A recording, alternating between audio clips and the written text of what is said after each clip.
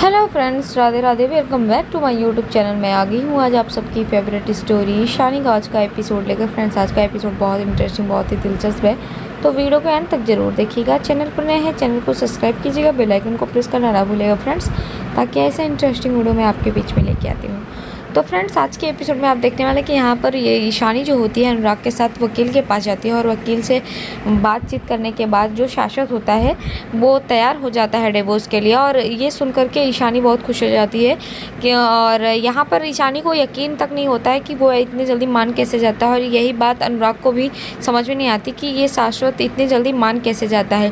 फिलहाल वो इन दोनों के लिए तैयार नहीं होते, तभी देखते हैं कि वो इस बात के लिए समझ नहीं पा रहे होते। तो यहाँ पर देखते हैं कि ईशानी और अनुराग जो होते हैं वो कैफ़े में जाते हैं, और कैफ़े में जाकर के वो वहाँ पर कॉफ़ी लेते हैं और बैठे रहते हैं और आपस में बातें करते हैं। तभी देखते हैं कि अनुराग होता है वो बोलता है कि मुझे समझ में नहीं आ रहा कि वो शाश्वत इतनी जल्दी मान कैसे गया। तभी यहाँ पर ईशानी बोलते हैं कि हाँ, मुझे भी नहीं लगा था। लेकिन तभी अनुराग बोलता है कि तुमने कोई डिमांड नहीं की उससे कोई चीज़ लेने के लिए, एलिमिनी के लिए।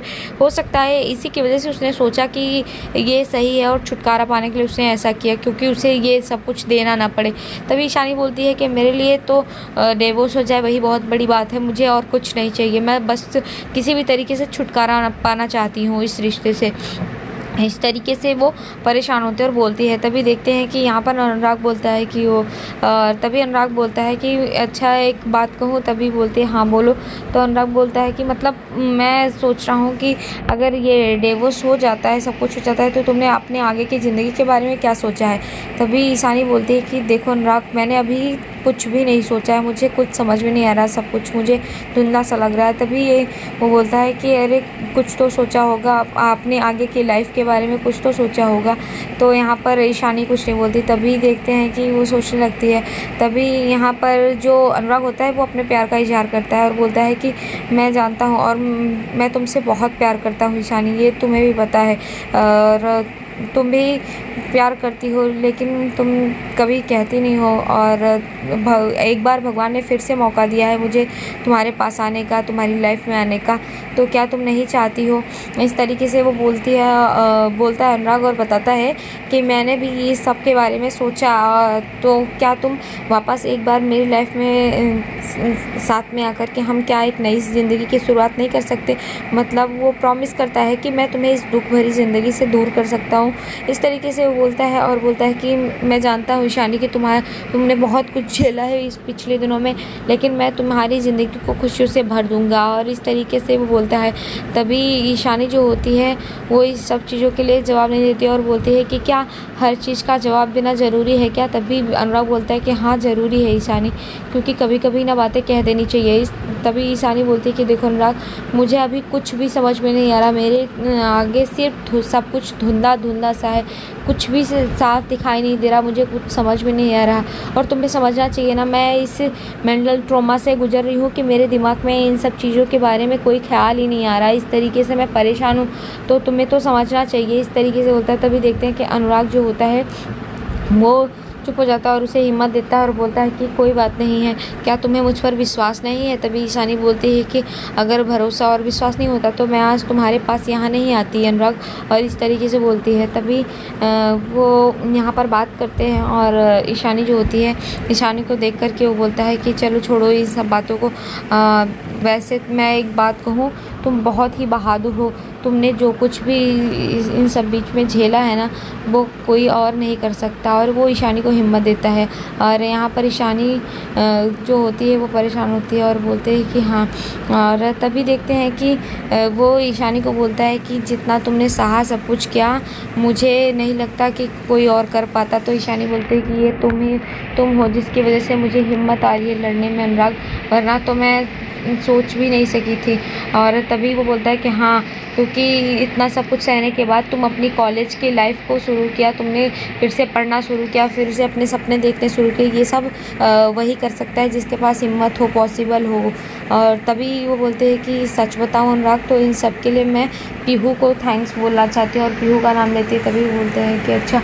और यहाँ पर वो पीहू के बारे में बताती है कि अगर पीहू ने नहीं पहल की होती तो आज मैं नहीं होती, मैं यहीं पे होती, पर पता नहीं पीहू के दिमाग में भी कौन सी नफ़रत भर गई है मेरे लिए। और यहाँ पर अनुराग जो होता है वो बोलता है कि तुम प्लीज़ उस लड़की का नाम मत लो, उस लड़की की वजह से तुम्हें पता है ना कि उसने किस तरीके से मुझे क्या करके फंसाया था। और यहाँ पर वो बोलता है कि तभी ईशानी बोलती है कि अनुराग वो बच्ची है, तभी बोलते हैं उस पागलपंथी को बच्ची का नाम मत दो, वो अपने ही कॉलेज के प्रोफेसर से, इतने बड़े उम्र के आदमी से शादी करने का भूत सवार है। और यहाँ पर वो अपनी माँ जैसी औरत के साथ इस तरीके से सलूक कर रही है, समझ में नहीं आ रहा है, उसे बच्ची का नाम मत दो। लेकिन ईशानी जो होती है वो बोलती है कि नहीं अनुराग अभी वो बच्ची है, इस तरीके से वो समझाती है। और यहाँ पर देखते हैं कि अनुराग जो होता है वो ईशानी की बात को समझने की कोशिश करता है। तभी वो वहाँ पर बताती है कि जब मैं गई थी तो उस घर में सिर्फ पी हुई थी जो मेरे साथ खड़ी थी, स्टैंड ली थी, और पढ़ने के लिए उसने ही मुझे वहाँ से निकाला था, वरना तो मेरे लिए ये पॉसिबल ही नहीं था, मैं कभी नहीं आ सकती थी।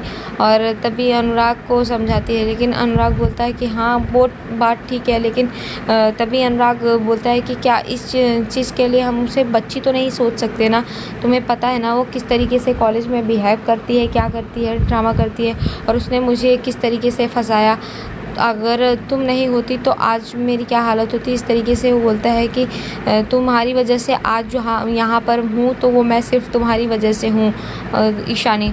और ईशानी को क्रेडिट देता है, ईशानी भी सोचती है। और यहाँ पर वो बोलता है नंदनी के बारे में। तभी देखते हैं कि वो लोग बात करते हैं तो कॉफ़ी उनकी ठंडी हो रही होती है, तो यहाँ पर अनुराग बोलता है खैर छोड़ो इन सब चीज़ों को, हमारी कॉफ़ी जो है उसे हम पीते हैं। और वो कॉफ़ी पीने लगते हैं। इतने में देखते हैं कि यहाँ पर ईशानी और अनुराग कॉफ़ी पी रहे होते हैं। तब ईशानी वहाँ पर आ जाती है और ईशानी की जो फ्रेंड होती है वो इसे इशारा करती है कि अनुराग और ईशानी को देख करके पीहू की फ्रेंड होती है इशारा देती है, तो पीहू उनकी तरफ देखती है और पीहू वहाँ से तालियां बजाने लगती है। और कैफ़े में बहुत सारे लोग होते हैं जो कि देखने लगते हैं, और यहाँ पर वो तालियां बजाते हुए तमाशा करने के लिए आ जाती है और बोलती है कि हद होती है बेशर्मी की। इस तरीके से पीहू वहाँ पर आकर के बोलती है और बोलती है कि शर्म नहीं आती, इसी की जल्दी लगी थी ना आपको, घर छोड़ करके किसी गैर मर्द के साथ यहाँ कॉफ़ी पी जा रही है, गुलछर्रे उड़ाए जा रहे हैं। इस तरीके से वो ईशानी पर इल्ज़ाम लगाने लगती है। तभी देखते हैं कि अनुराग जो होता है उसे बोलने की कोशिश करता है कि तुम्हें कोई हक़ नहीं है कि तुम इस तरीके से किसी को बोलो। तभी वो बोलते हैं कि आप चुप रहिए, मैंने आपसे बात नहीं किया। इस तरीके से वो बात करती है। तभी जो यहाँ पर उसकी फ्रेंड होती है उससे पूछता है अनुराग कि ये बताओ पीहू ने तुम्हें क्या कहा। तभी वो बोलते हैं कि पीहू ने हम सबको ये बताया कि उस एक्स्ट्रा मैरिटल अफेयर चल रहा है आपका और ईशानी मैम का। इस तरीके से वो हम लोगों को बताई थी। तो यहाँ पर वो बोलते हैं तुम्हें शर्म नहीं आती पीहू, अपनी माँ की उम्र जैसी को इस तरीके से बोलती हो और शर्म नहीं आ रही है, किस तरीके से बात करती हो, मैं तुम्हारा प्रोफेसर हूँ। तभी वो यहाँ पर फिर से ईशानी के ऊपर इल्ज़ाम लगाती है और बोलती है कि इसी वजह से। तभी वो पूछती है कि ये सब छोड़ो, तुम बताओ पीहू कि तुम कैसी हो, तुम ठीक तो हो ना। तो वो बोलते हो वाह, तुम ये ठीक होने का नाटक तो छोड़ो, ठीक होने का नाटक मेरे सामने मत करो। इस तरीके से वो यहाँ पर ईशानी की बेइज्जती करती है। और तभी अनुराग उसको डांटता है और बोलता है कि तुम्हें कोई हक़ नहीं है किसी के बारे में इस तरीके से बोलने का और करने का, और वो बाहर क्या करे क्या नहीं। तभी ईशानी बोलती है कि तुम्हारे बाबा से मेरा यहाँ पर डिवोर्स का केस मैंने फ़ाइल कर दिया और हमारा डिवोर्स होने वाला। तभी फिर से वो इल्ज़ाम लगाती है और बोलती है कि हाँ वो तो मुझे पता ही था, क्योंकि अगर आपको तो जल्दी ही पड़ी थी ना कि डिवोर्स कब हो और कब आप अपने ये इस यार से शादी करें और अपना घर बसाएं। इस तरीके से वो बात करती है। तो ईशानी जो होती है वो बोलती है कि देखो पीहू, मैंने भी तुमसे बहुत प्यार किया है, मैंने तुम पे एहसान जो किया है मैं नहीं बता सकती। इस तरीके से वो बोलती है। बोलते वो आपने भी मुझसे प्यार किया, इस तरीके से प्यार किया, क्या सिला दिया है आपने मेरे प्यार का। घर में सब मुझे ताने मारते फिरते हैं कि मैंने तुम्हारे साथ तुम्हें आज़ादी दिया था, तुम्हें सर पे चढ़ा के रखा था, इस तरीके से मुझे रोज़ बोला जाता है। तो वो यहाँ पर बोलती है, अनुराग को भी वो खरी खोटी सुनाती है और बोलते हैं कि ये मत सोचो मैं आपको फिर से जेल में डाल सकती हूँ। तो वहाँ पर ईशानी बोलती है कि तुमने ही तो कबूल किया था ना कि इन्होंने तुम्हारे साथ कुछ नहीं किया है। तो बोलते हैं हाँ, लेकिन मैं फिर से कुछ कर सकती हूँ। तो यहाँ पर अनुराग बोलता है कि जो करना है कर लो। आज के एपिसोड में इतना है फ्रेंड्स, मिलते हैं आपसे नेक्स्ट एपिसोड में, जहाँ पर देखेंगे अनुराग की माँ जो होती है ईशानी से अनुराग से शादी करने के लिए बोलती है। तो यहाँ पर ईशानी जो होती है वो रोने लगती है कि मेरी खुशियों को फिर से नज़र लग जाए, इस वजह से मैं डर से कुछ नहीं करती हूँ। और वहाँ पर वो बोलती है नेक्स्ट एपिसोड में ऐसा दिखाया जाएगा। फ्रेंड्स वीडियो पसंद है प्लीज़ वीडियो को लाइक कीजिए। तब तक के लिए bye bye, Radhe Radhe, take care.